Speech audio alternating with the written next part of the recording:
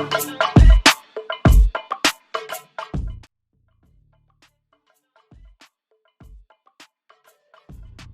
Manila Post Office was located at the foot of Jones Bridge by Daniel Burnham.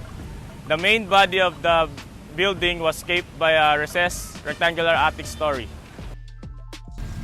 It was built in 1926 and was worth 1 million pesos. Counting the huge rectangular volume are the 16 ionic pillars that are lined above the step just before entering the lobby.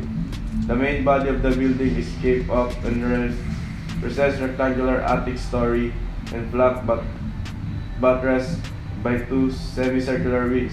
Inside the main lobby was subsidiary halls, and each end houses under the semicircular space roof with domes. It is considered to be one Manilenyos magnum opus. It was designed in the neoclassical style with a touch of Renaissance that expressed order and balance. Manila Metropolitan Theater. It is a Art Deco building. It was constructed by architecture 1M Arellano. It is located near the Manila Post Office. The Metropolitan Theater facade resembles a stage being framed by a proscenium-like central window of stained glass, which carries the name Metropolitan, with flora and fauna motifs surrounding the label. This helps bring in the light to the lobby. There are also moldings of zigzag and wavy lines that go with the sponge, and painted multicolored massive walls.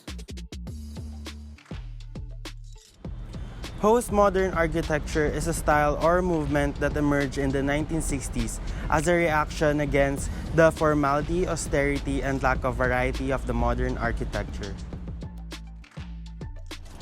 It borrowed freely from classical architecture, Rococo, Neoclassical, the Viennese Secession, the British Arts and Craft movement, and the German Jugendstil. This building has its own curved forms, decorative elements, asymmetry, bright colors, and features often borrowed from earlier periods as this postmodern architecture screams its own complexity and contradiction. El Hogar Filipino Building, simply known as El Hogar, is an early skyscraper in Manila, built in 1914 and located at the corner of Juan Luna Street and Muelle de la Industria in the Binondo District. El Hogar Building was designed by Ramon Iroreta Boyena and Francisco Perez Munoz in the Buick Arts style.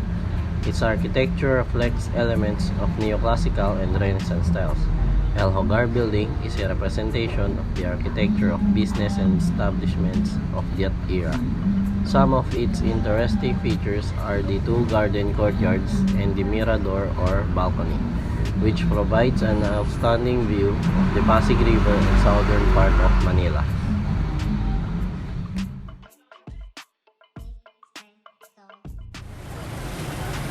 El Hogar's staircase, with a sculpted mythical griffin on its base, is considered as one of the most ornate in the city.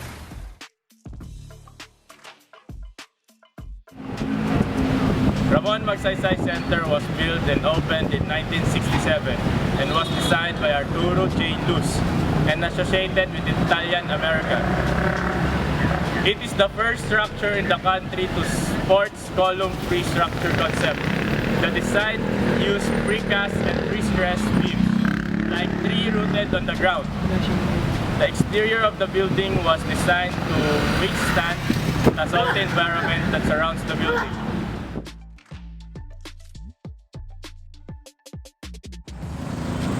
The Luneta Hotel is the only remaining example of French Renaissance architecture with Filipino stylized Buick Arts in the Philippines today. After being closed down and abandoned in 1987, the hotel was relaunched in May 2014 with the installation of a historical marker by the National Historical Commission of the Philippines. Decreed a national landmark by the National Historical Commission, the Luneta Hotel is a 6-story building designed by Spanish architect and engineer Salvador Torre in the early 1900s. The hotel exterior displays its standout mansard roof along with intricately designed grills and French windows. and detailed stone furnitures. It was restored in 2008 and opened its doors once again in 2014 to give visitors a glimpse of Old Manila in its grandeur.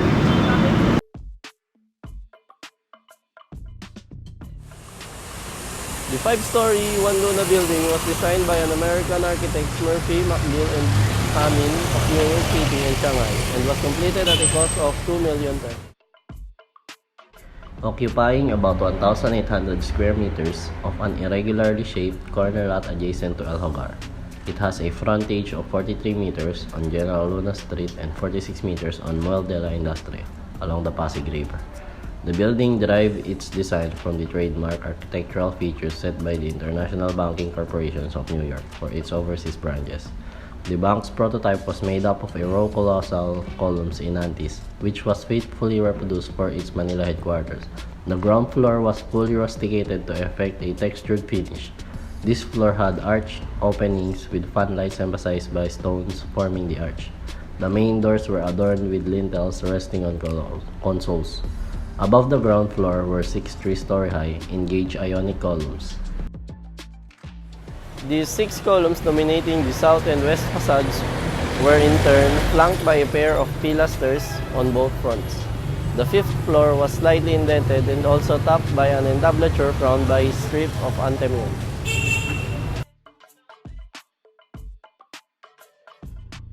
The FEU main building, considered the largest body of work done in Art Deco style in Manila. The Nicanor Reyes Hall is part of the 5 buildings in the FEU complex designed by Pablo Antonio. Antonio is the second architect to receive the National Artist Award in 1976.